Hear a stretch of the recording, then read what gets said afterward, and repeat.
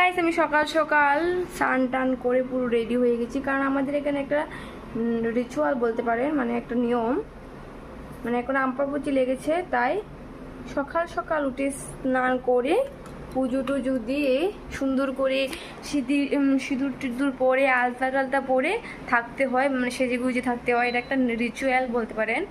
তো তারপরে আম দুধ কিনে খেতে, মানে বানিয়ে খেতে হয়, এটাও নিয়মের মধ্যে পড়ে।